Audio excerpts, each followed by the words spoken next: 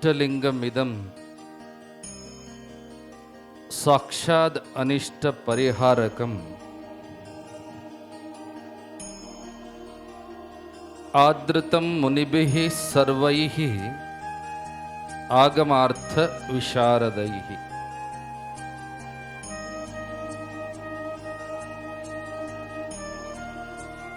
वामदेव मुखोद्भूतं नंदि गोत्रादिनायकं वृष्टिसूत्र कृतो वंदे मरुलाराध्यं जगद्गुरुम्।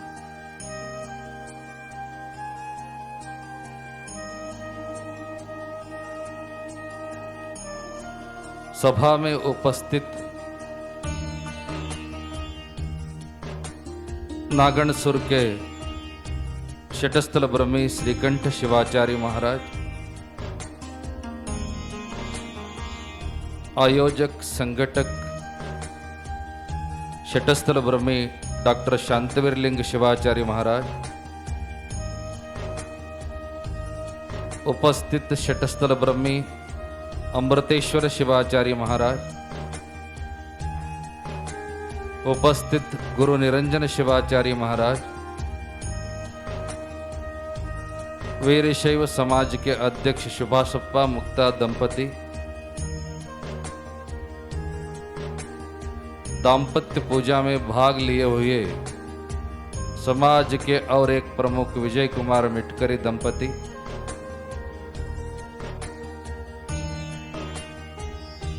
उज्जैन पीठ के और औसा मठ के हमेशा सेवा करते आए हुए संतोष मिटकरी दंपति,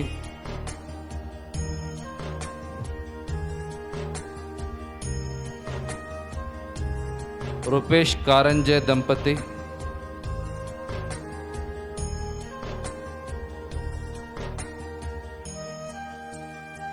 वेदमूर्ति चंद्रशेखर हिरेमठ सहित समस्त पुरोहितगण शास्त्रीगण,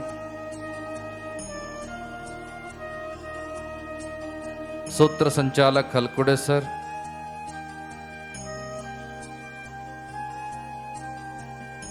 युवक मंडल, भजनी मंडल, श्रद्धा और भक्ति स्वरूप से आए हुए सारे सद्भक्तगण एवं माताएं, पत्रकार लोग, प्यारे बच्चों,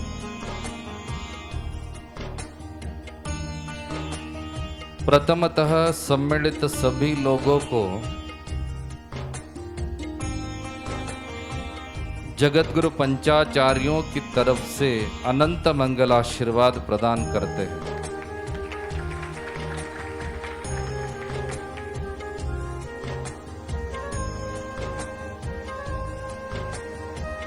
कल आशीर्वचन में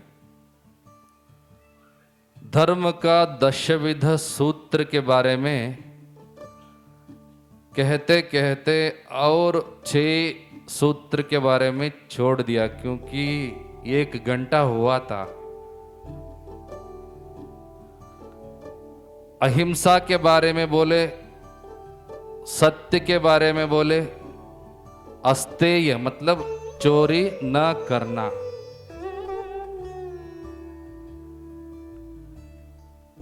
ये कुछ संस्कार बाल्यावस्था में ही मतलब बचपन में ही माता पिताओं से होना चाहिए। एक छोटा कथा याद आ रहा है। एक माँ अपनी छोटी बच्चे को कंधे में उठाकर मार्केट में जा रही थी।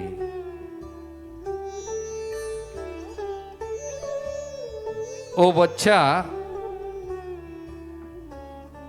मार्केट में जो जो चीजें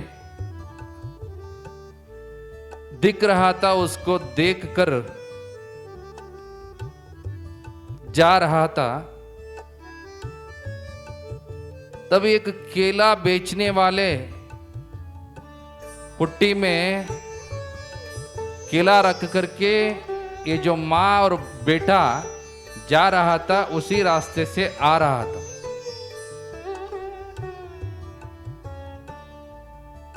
बच्चे ने केला को देखा, इच्छा हो गया, उस पुट्टी से 2 केला उठा लिया।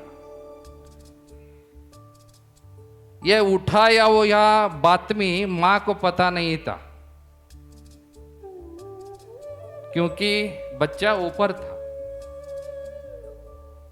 मां घर गई, बच्चे को नीचे उतारी, देखती है बच्चे की बेटे के हाथ में 2 केला है। उसको आश्चर्य हो करके बेटा से पूछती है, मैं तो तुम्हें नहीं दिलाया, ये केला कहां से आ गया? तो वो बच्चा बोलता है, जब मार्केट में जा रहे थे तब केला बेचने वाले आ गया, पुट्टी में केला था, मेरे पास था वो पुट्टी, उसमें से वो 2 केला मैंने लिया। इतने सारे माँ लोग यहां बैठे हैं, तब मां की जिम्मेदारी कर्तव्य क्या होना चाहिए था?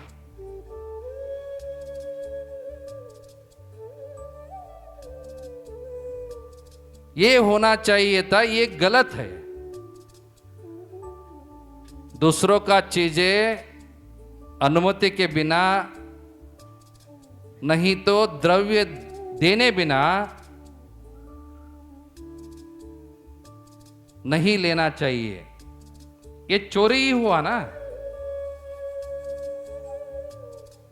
उसको थोड़ा शिक्षा दे करके, थोड़ी मार करके उसको परिवर्तन करना चाहिए था।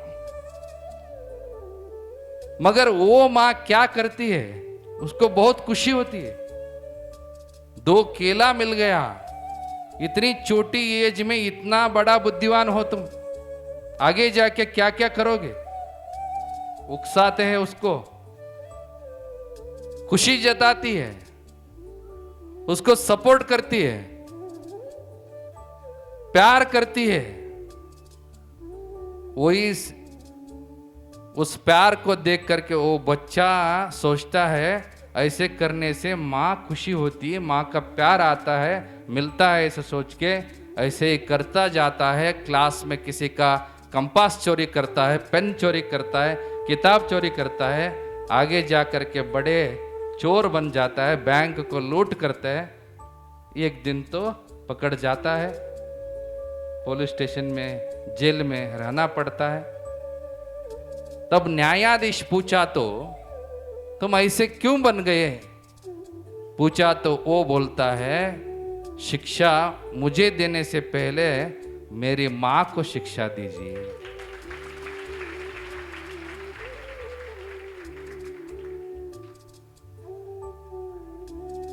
ये एक मां की कथा है। और एक छोटी कथा है, एक संस्कारी मां। एक विद्यावान महिला, संस्कारी महिला मार्केट में केला लेने जाती है। एक बच्चा धूप में बैठा हुआ केला बेचने बैठा था।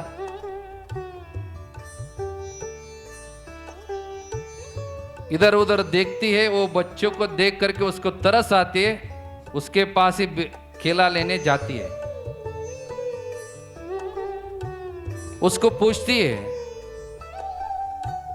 1 डजन केला के लिए कितना है? वो बच्चा बोलता है 20 रुपए। उसका स्थिति देख करके ये महिला बोलती है, ठीक है, 1 डजन केला दे दो। 50 रुपए देती है। वो बच्चा केला देता है। केले लेने के बाद जो बाकी बच्चा हिसाब चिल्लर देना चाहिए ना, वो बच्चा 30 रुपए से बदले 35 रुपए उस ताई को देता है। वो तब नहीं देखती। थोड़ी दूर जाने के बाद उसको लगता है कुछ गड़बड़ हुआ है। सोचती है, चिल्लर को हिसाब करती है, तब 5 रुपए ज्यादा आया है। एक संस्कारी माँ है वो। उसको लगता है इतनी धूप में वो बच्चा केला बेच रहा है, उसको अन्याय नहीं होना चाहिए। शायद उसको हिसाब करना नहीं आ रहा होगा, उसको समझाना चाहिए, शिक्षा देना चाहिए, उसको थोड़ा बोलकर सुधारना चाहिए। इतना ही नहीं, इतनी छोटी एज में, आयु में स्कूल जाने बिना इतना व्यापार व्यवहार नहीं करना चाहिए, वो भी बोलना चाहिए। ऐसे सोच करके वापस आती है वो बच्चे की तरफ। आ करके वो बच्चे को बोलती है, देखो तुम तो बोले 1 डजन के लिए 20 रुपए, मैंने दिया 50 रुपए, वापस तुम्हें देना चाहिए था 30 रुपए, मगर तुमने दिया 35 रुपए, 5 रुपए ज्यादा दिया है। अगर ये बात घर में नहीं तो तेरे माँ बाप को पता चला तो तुम्हें डांट खाने पड़ेगी, मार खाने पड़ेगी। देखो हिसाब ठीक तरह से करना सीखो। ये इतनी एज में ऐसे व्यापार व्यवहार में पढ़ना सही नहीं है। शिक्षा ले लो, स्कूल जाओ। ऐसे थोड़ी, जितना हो सकता है उतना उपदेश वो बच्चे को प्यार से समझाती। तब वो बच्चा बोलता है, आपने जो बोला, आपने जो किया वो सही है, मगर मैंने जो किया है वो गलत है। ऐसे रोने लगता है। वो ताई को आश्चर्य होता है। तब वो बच्चा बोलता है, देखिए आपको हिसाब देने के चक्कर में जो 12 केला आपको दिया ना, उसमें 10 बहुत अच्छा केला है।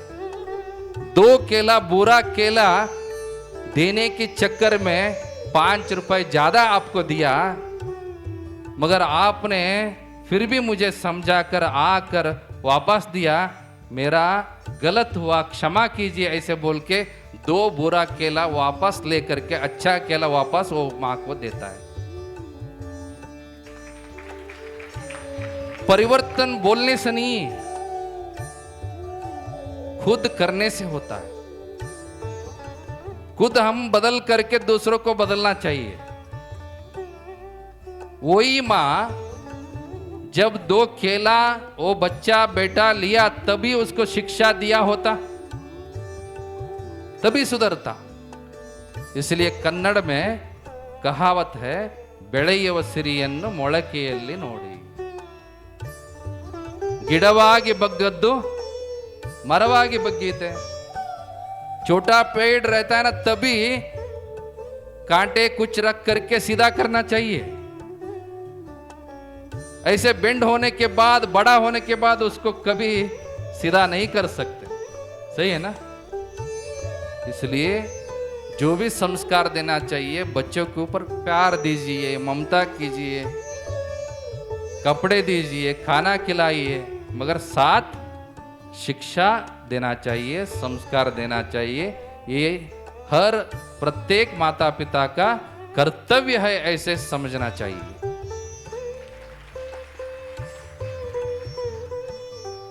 अहिंसा सत्यमस्तेयम, ब्रह्मचर्यम दया क्षमा। दया, सभी लोग सोचते हैं कुछ गलत किया तो हमारे ऊपर दया किसी दूसरों से आना चाहिए, मगर दूसरे लोग गलत किया तो तब भी हमको दया आना चाहिए ना उनके ऊपर। लोगों का स्वभाव ऐसा है, खुद का किया हुआ गलतियां को छुपाने लगते हैं, छुपाना चाहते हैं हर प्रत्येक व्यक्ति। चाहे वो बड़े हो छोटे हो, औरत हो या पुरुष हो। मगर दूसरों का गलती दिख गया तो ये उंगली तुरंत आगे आ जाता है।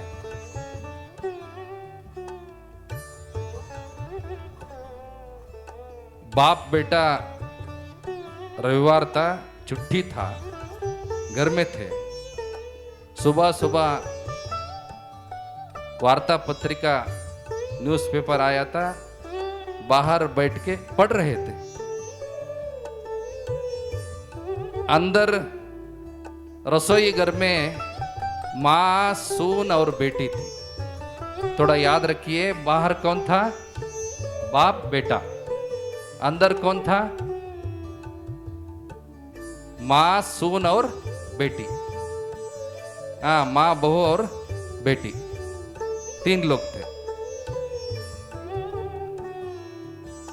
ये न्यूज़पेपर पढ़ते बैठे थे बाप बेटा। तब अंदर से रसोई से जो चाह और कॉफी डालते हैं ना, आजकल तो नहीं डालते, स्टील लोटा में ही डालते हैं ना। पहले ऐसे ही थे, कप और सासर बोलते हैं ना, पिंगाणी के। बहुत अच्छा था वो, सुर बोल के पीते थे लोग। आज तो शोकेश में रखा गया है। हर चीज स्टेनलेस स्टील का हो गया है। वो पिंगाणी का कप और सासर नीचे गिरकर फल ऐसे फोड़ा हुआ शब्द बाप और बेटे को सुना।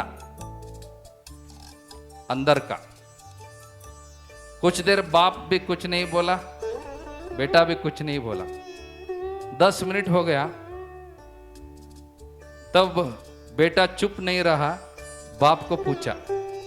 अंदर से कुछ आवाज आया ना, क्या आवाज है? तब बाप बोलता है, तुम्हें भी सुना है, मुझे भी सुना है। वो कप और सासर नीचे गिरकर फोड़ा है, उसका आवाज है। वो सही है, मुझे भी सुना है। बेटा बोलता है, मुझे भी सुना है, मगर अंदर मेरी पत्नी भी है, बहन भी है, माँ भी है, 3 लोग हैं। आपको क्या लगता है इन तीनों में से कौन फोड़ा होगा? ऐसे बाप को बेटा पूछता है। तब बाप बोलता है, कमा के लाया हुआ मैं हूं, जिसने फोड़ा है मुझे ही चिंता नहीं, तुम्हें क्यों चिंता हो रहा है? फिर भी बेटा नहीं छोड़ता। आप ही लाया हो वो सही है, फिर भी मुझे जानना है कौन फोड़ा होगा 3 लोगों में से, माँ, बहू और बेटी। आपकी राय से कौन फोड़ा होगा? हा? तब बाप बोलता है, मुझे नहीं पता। तब बेटा बोलता है, मैं बोलता हूं कौन फोड़ा है। कैसे बोलते हो? तब बेटा बोलता है, आप गुस्सा नहीं करना चाहिए, आपको गुस्सा नहीं होना चाहिए, मेरे ऊपर गुस्सा नहीं करो। फिर मैं बोलता हूं, ठीक है बोलो। वो फोड़ करके फल शब्द आ करके 10 मिनट होने के बाद भी माँ का गुस्से का आवाज नहीं आया तो ये पक्का 100% टक्की माँ ने ही छोड़। सही है ना? अगर बहू फोड़ा होता तो आ? हर घर में चालू है, होता है ये। इतने सारे आवाज आ चुका होता। अगर बेटी भी फोड़ा होता, तोड़ा तो आता। खुद फोड़िए, कौन बोलना चाहिए? हर प्रत्येक व्यक्ति सोचता है अपनी गलतियों को छुपाना और दूसरों का गलती दिखाना, मगर दया ऐसा नहीं है। हर प्रत्येक धर्म का मूल उद्देश्य है दया। जगज्योति बसवेश्वर कहा, ದಯೆ ಇರಬೇಕು सकल जीवराशिಗಳಲ್ಲಿ, दयೆಯೇ धर्मದ ಮೂಲವಯ್ಯ। धर्म का मूल क्या है? दया, करुणा, क्षमा। वही बोले हमने, क्षमा करने का जो स्वभाव है बहुत बड़ा है। नरस्याभरणम रूपा, रूपस्याभरणम गुणा, गुणस्याभरणम ज्ञान, ज्ञानस्याभरणम क्षमा। आप सभी लोग सोचते होंगे मनुष्य को बहुत बड़ा सुंदर गुण आभरण क्या होना चाहिए। आप लोग सोचते हैं सुंदरता, सौंदर्य बहुत बड़ा गुण है। क्योंकि कोई लड़का लड़की को देखने गया तो वो लड़का का मित्र लोग क्या पूछते हैं, लड़की कैसी थी, यही पूछते, सही है ना। लड़की की स्नेहित लोग भी वही पूछते हैं। लड़का आया था देखने के लिए, लड़का कैसा था। मतलब वधू वर सोचते हैं परस्पर अनुरूप होना चाहिए, सुंदर होना चाहिए।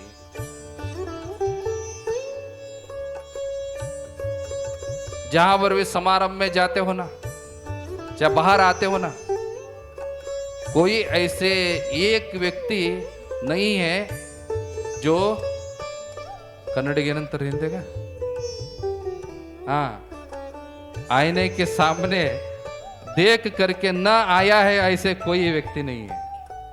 आईने में क्यों देखते हैं, हम सुंदर है या नहीं। सुंदरता तो भगवान ने दिया है, अच्छा आंखें दिया है, सुनने के लिए कान दिया है, स्वस्थ शरीर दिया है, मगर स्वस्थ अच्छा बुद्धि इसमें होना चाहिए। सुंदर दिखने के लिए क्या क्या करते हैं, मगर वो मनुष्य का आभरण नहीं है। नरस्याभरणम रूप, वो सोचते हैं रूप ही आभरण है, मगर उसके ऊपर एक आभरण होना चाहिए। रूपस्याभरणम गुणा, गुणा मतलब कैरेक्टर, चारित्र। इंग्लिश में कहा गया है, if wealth is lost something lost, if health is lost something lost, if character is lost everything lost. चारित्र के बिना एक आदमी कहीं जिंदगी नहीं कर सकता। यह आत्मवंचन होता है। रूपस्याभरणम गुणा, कन्नड़ में एक चलनचित्र भी आया था, गुण नोडी हेण्णु कोडु। मतलब वर का चारित्र देख करके, गुण स्वभाव देख करके अपनी बेटी को कन्यादान करना चाहिए। वो गुण को भी एक आभरण है। गुणस्याभरणम ज्ञान, नॉलेज। सिर्फ जिंदगी जीने से इस लौकिक दुनिया में हम सार्थकता नहीं बन सकते। विद्या प्राप्त करना होगा, बुद्धि प्राप्त करना होगा, उद्योग प्राप्त करना होगा, वैसे नॉलेज ज्ञान पाना होगा। उस ज्ञान को भी एक आभरण है, वो क्षमा। दूसरों का गलतियों को क्षमा करके देखिए, उससे बड़ा सुकून कहीं कभी नहीं मिल सकता, नहीं मिल सकता। घर में होता ही है, छोटी छोटी चीज होता है, पति पत्नी में होता है, सास बहू में होता है, बाप बेटों में होता है। उसको बढ़ाना नहीं चाहिए, किसी एक को तो उसको सुलझना चाहिए, क्षमा करना ही चाहिए, तब उस हल का समाधान, उस समस्या का हल और समाधान जरूर मिलता है। इसलिए क्षमा भी धर्म का एक अंश है। दानम पूजा जपो ध्यानम, जितना भी हो सके उतना दान करना सीखिए। क्योंकि आपके जो बैंक अकाउंट में खाता खोलने के बाद एक पासबुक देते हैं बैंक लोग, उसमें नीचे एक पेज खत्म होने के बाद यहां एक शब्द लिखता है FD, BF। मतलब उसका मतलब क्या है, ब्रॉट फॉरवर्ड। यहां जो बैलेंस बचा है उसको आगे के पेज में फॉरवर्ड किया गया है। जैसे बैंक की पासबुक में एक पेज खत्म होते हैं, आपका बैलेंस दूसरी पेज में फॉरवर्ड होता है, ऐसे आपकी जो पुण्य का खाता ऐसे बढ़ना चाहिए। बैलेंस ऐसा है तो अवश्य दान करना चाहिए। दान ही आपका बैलेंस है। आप जो खाते हो वो कभी बैलेंस नहीं होता, दूसरों को जो देते हो वो बैलेंस होता है। सर्वज्ञ कन्नड़ में बहुत अच्छी तरह से कहा गया है, ಕೊಟ್ಟದ್ದು ತನಗೆ ಬಚ್ಚಿಟ್ಟದ್ದು ಪರರಿಗೆ ಕೊಟ್ಟದ್ದು ಕೆಟ್ಟಿತೆನೆ ಬೇಡ ಮುಂದೆ ಕಟ್ಟಿಹುದು पुण्यदा बुद्धि सर्वज्ञ। जो भी आप मुक्त हस्त से देते हो ना, वो आप ही के लिए बचता है, आप ही के लिए एफडी रहता है, आप ही के लिए ब्रॉड फॉरवर्ड आकर के बैलेंस आप ही को रहता है। पूजा, जो भी देव आपको पसंद है उसका पूजा करना चाहिए।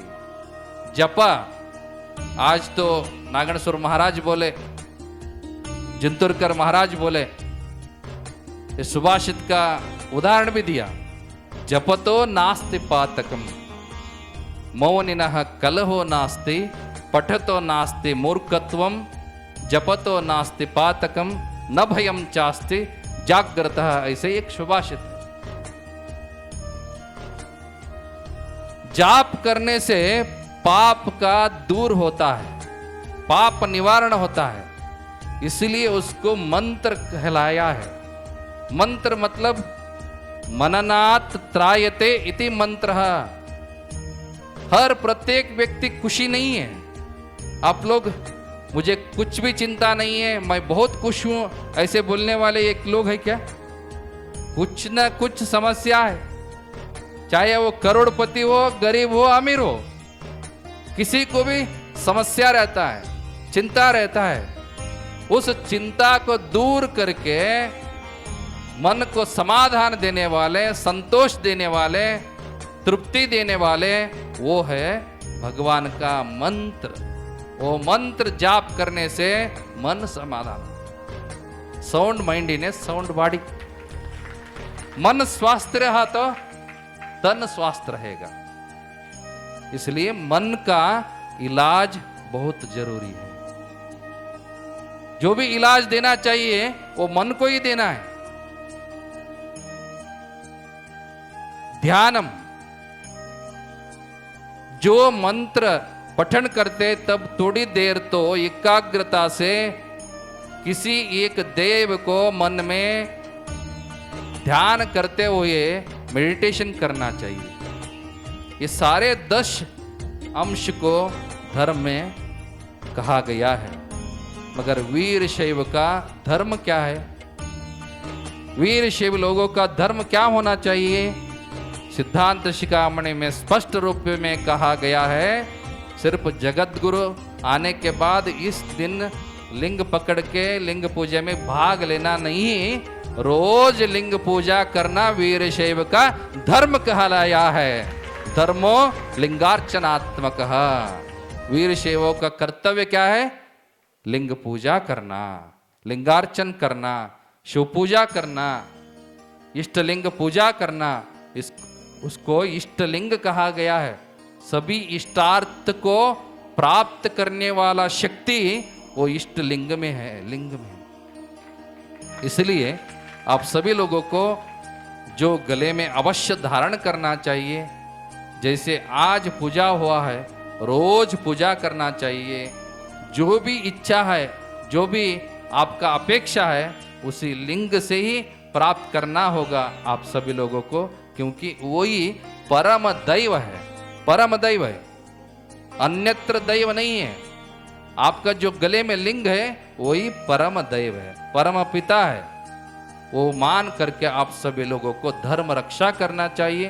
धर्म की परंपरा को ऐसे ही आचरण करते जाना चाहिए। ऐसे कहते हुए आज औसा संस्थान हिरेमठ के पवित्र परिसर में वार्षिक महोत्सव का समारंभ संपन्न हो रहा है। आज नागणेश्वर महाराज, जिंतुरकर महाराज अत्यंत व्यवस्थित रूप से, बढ़िया रूप से अपना प्रवचन दिया है। वो दोनों शिवाचार्यों को पीठ की तरफ से अनंत मंगल आशीर्वाद। निरंजन शिवाचार्य, बुद्धि विद्या आयुष्य आरोग्य प्राप्त हो, ऐसे ही आप सभी लोगों को धर्म के बारे में मार्गदर्शन देते आए और प्रवचन का अभिवृद्धि हो जाए, विद्या प्राप्त हो जाए, ऐसे अनंत मंगल आशीर्वाद प्रदान करते हैं। डॉक्टर शांतिवीर शिवाचार्य जैसे श्रीकंठ शिवाचार्य बोले, बाप को खुशी तब मिलेगा जब अपना बेटा उनसे ज्यादा नाम कमाएगा। गुरु को बहुत खुशी तब मिलेगा अपना शिष्य उनसे ज्यादा आगे जाने के बाद खुशी मिलेगा। वो उदाहरण नागणसुरकर शिवाचार्य बोले। ऐसे ही निरंजन शिवाचार्य का सारे संकल्पों को साकार करने का जो श्रेय जाता है वो डॉक्टर शांतिवीर शिवाचार्य को जाता है। उनको भी पीठ की तरफ से आयुष्य आरोग्य प्राप्त हो, ऐसे अनंत मंगल आशीर्वाद प्रदान करते हैं। इस समारोह में वार्षिका पराणकर शटस्थल ब्रह्मी राचलिंग शिवाचार्य स्वामी जी आए हुए हैं। दिखने में बहुत छोटा है मगर उनका आवाज तो 1 मील तक जाता है। काम तो बहुत बढ़िया करता है। नागणसुरकर बोले ये मठ उज्जैन शाखा का है, उनका मठ भी उज्जैन शाखा है। नागणसुरकर मठ के उज्जैन शाखा और पराणकर मठ भी उज्जैन शाखा ही है। ज्यादातर उज्जैन शाखा मठ महाराष्ट्र में है, नंदी गोत्र मठ, वो भी यहाँ आया है। कुछ दिन पहले यूसुफ वडगांव में बहुत बड़ा कार्यक्रम किया था। वो राचलिंग शिवाचार्य को भी पीठ की तरफ से अनंत मंगल आशीर्वाद प्रदान करते हैं। समाज के प्रमुख सुभाषप्पा मुक्ता दंपति, मिटकरी दंपति, बहुत सारे लोग यहाँ पूजा में भाग लिया है। वो सभी लोगों को पीठ की तरफ से अनंत मंगल आशीर्वाद। भजनी मंडल, युवक मंडल, बहुत सारे सेवा किया है, वो सभी लोगों को अनंत मंगल आशीर्वाद। हलकुड़े सर को अनंत मंगल आशीर्वाद। वेदमूर्ति चंद्रशेखर हिरेमठ सहित सारे शास्त्री गण को, पुरोहित गण को अनंत मंगल आशीर्वाद। आए हुए सभी लोगों को आयुष्य आरोग्य प्राप्त हो, धर्म पालन करने का शक्ति प्राप्त हो, दान करने का शक्ति प्राप्त हो, मन में शांति प्राप्त हो, ऐसे अनंत मंगल आशीर्वाद प्रदान करते हुए समारंभ का आशीर्वचन को पूर्ण करते हैं। ओम शांति शांति शांति।